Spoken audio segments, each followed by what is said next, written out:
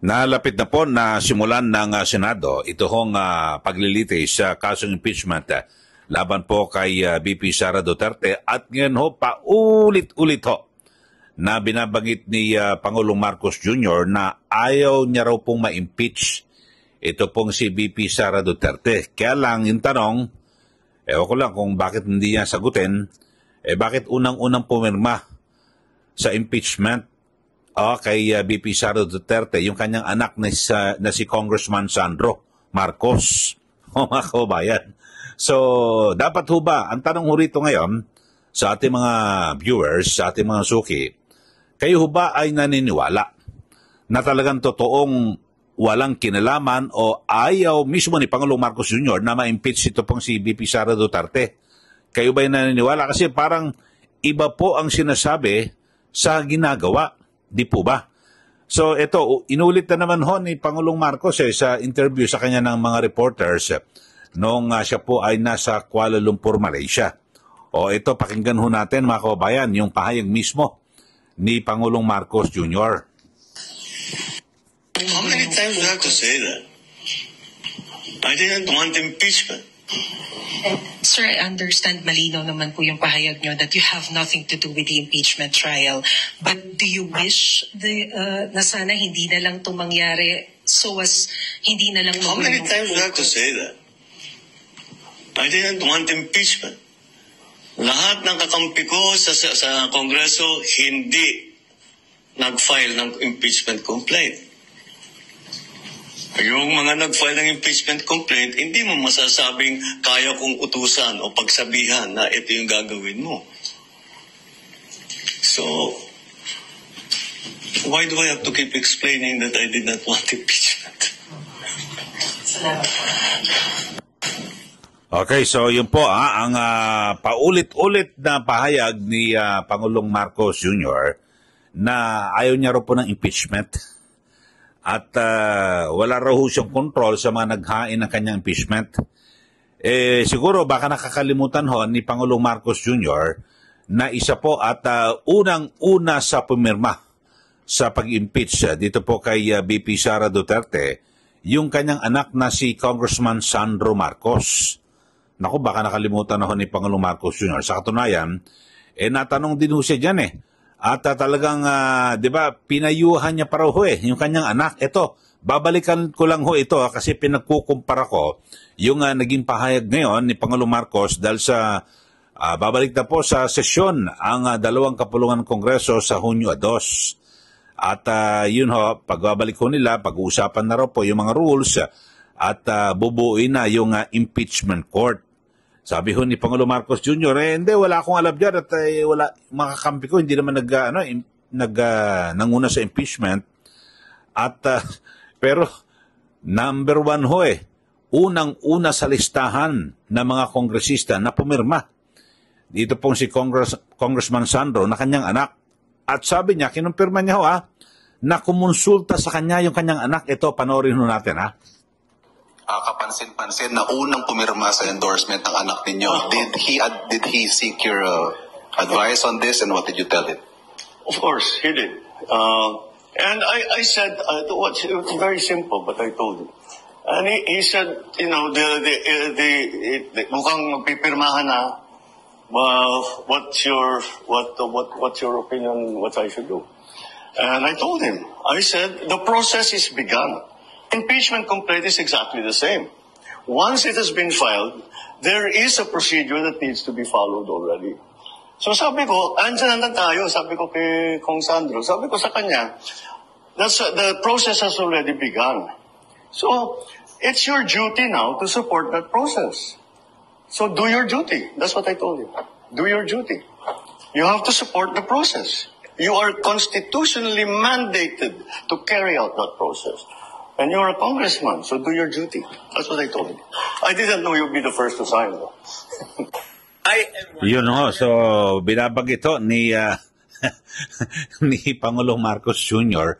Nakalimutan niya pinayuhan niya pala yung kanyang anak na do your duty. So pumirma ka. Pero hindi niya raw alam na numiruno sa pirmahan.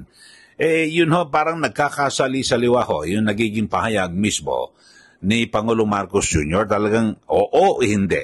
Ayaw ba sa impeachment o hindi? So, alam nyo, parang lalong nababawasan po yung kredibilidad ng ating Pangulo, pabago-bago.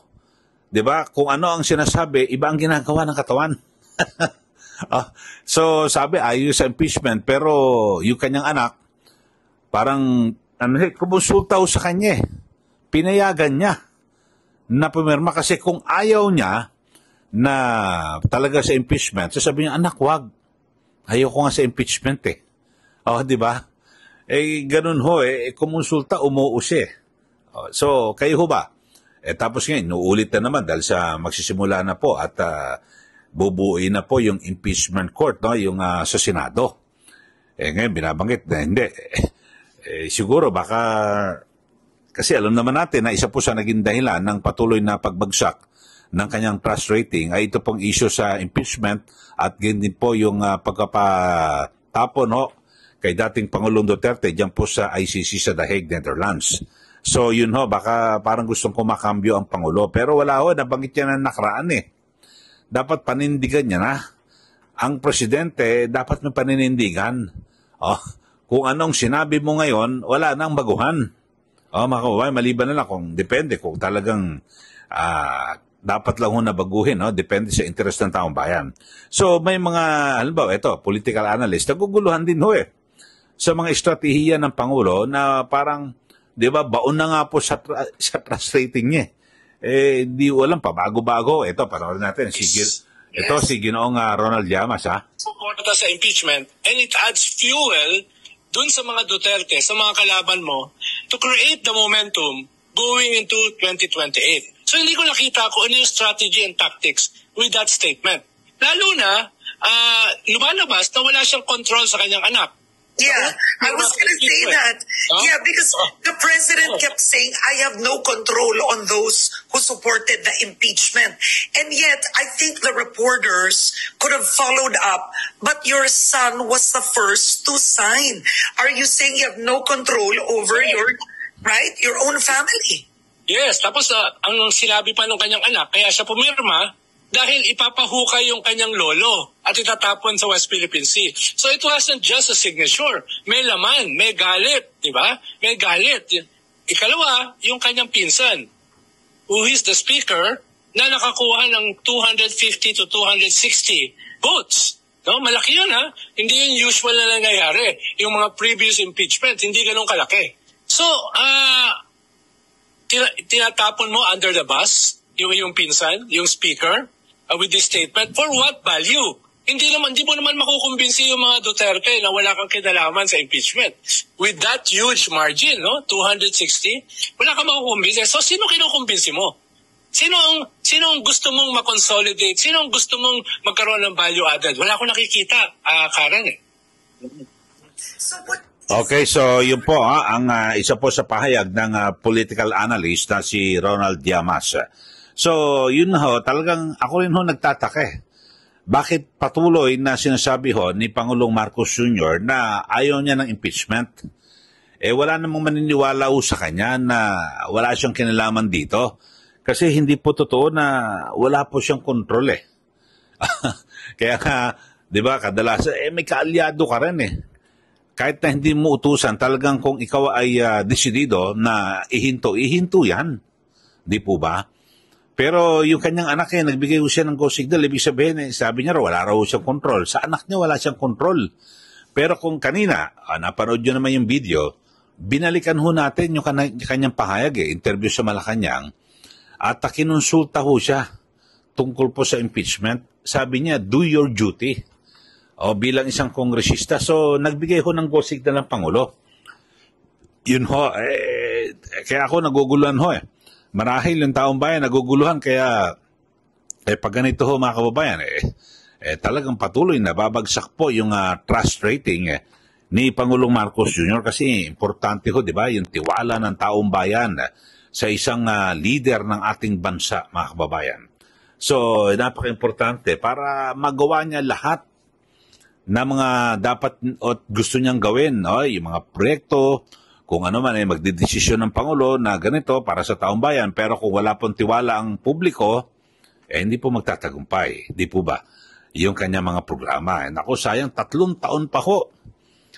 Sana naman, bago matapos yung kanyang termino, ay makapagbigay ho siya ng kabutihan at siyempre, mabigyan ho ng, ng tulong at sa mga problema, yung solusyon ho, importante ho, masolusyonan ng problema ng mga Pilipino.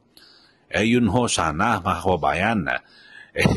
Pero talagang pag sa impeachment, dapat pinanindigan niya na. Noon pa, dahil sa yan naman sinusulong ho ng di ba, dyan po sa bababang kapulungan ng Kongreso, yan po ang issue, talagang sinusulong dapat panindigan mo na. Na oo, talagang gusto ko yan na ma-impeach.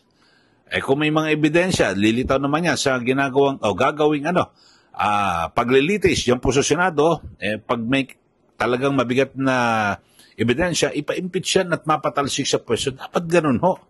Huwag na yung paulit-ulit na lang ho Sabi niya, ilang beses ko ba sasabihin sa inyo na ayaw ko na impeachment? Wala raw control sa mga tao na nagsulong na impeachment. Anak niya ho pumirma. Diyos ko pong buhay ito talaga. Yun lang ho mga kababayan. At ulitin ko lang ho, pinag-usapan ho natin ngayon, sabi po ng Pangulo, wala raw po siyang alam at ayaw niya po ng impeachment. Laban po dito kay VP Sara Duterte, kayo ho. Sa ating mga viewers, sa ating mga suki, dito po sa ating YouTube channel, kayo po ba ay naniniwala na walang alam si Pangulong Marcos Jr. dito po sa impeachment laban kay VP Sara Duterte? Ayaw raw ho ng Pangulo na ma-impeach ito pong si VP Sara Duterte, kayo ba naniniwala? Oo o hindi? Ako, hindi. Hindi ako naniniwala. Kasi, wala ho. Yung isa ho sa naging senyalis ko na hindi ako naniniwala na ayaw niya sa impeachment, yung anak niya pinayuhan niya. Na sige, do your duty. O gawin mo kung anong ang gusto mo. At 'di ba, bilang isang kongresista para umusad yung impeachment. Kasi kung halimbawa ako magpapaalam sa akin anak ko na hindi pwede. Ayaw ko na ganyan Ayaw ko nga sa impeachment. Ba't ka pipirma niyan? Huwag ka sumali. Huwag kang sumali dyan kasi kapag sumali ka dyan, baka sabihin, binigyan kita ng ng go signal. Dapat ganun ho, di po ba? Alam ba, nagpaalam ang anak ko, si Kong Sandro, magpipirmahan na ano ba, anak mo yun Sabi mong ibang mga mambabatas, ayaw mo utusan di umano, ay hindi mo kontrolado. Yung anak mo na lang. Anak, huwag kang makisali dyan sa impeachment kasi ayaw ko. Alam mo naman yung aking paninindigan dyan Dapat ganun sana nangyari. Pero mali, iba ho nangyari. Okay na ho, bahala. Sige, magbigay po kayo ng komentaryo dito po sa ating YouTube channel. Kayo ho ba'y naniniwala na walang alam o ayaw ni Pangulong Marcos Jr. na ma-impeach ito pong si VP Sara Duterte? Sige po, magkomentaryo na po kayo. Okay, sa mga bago lang po sa ating channel, mag-subscribe na po kayo. At siyempre, patuloy po na i-share at i-like yung ating bawat episode dito po sa ating YouTube channel para lalo pa ho itong lumawak yung ating mga pagtalakay sa mga mainit na issue. Maraming salamat muli. Ito po si Ka Eli. Magandang araw po sa ating lahat.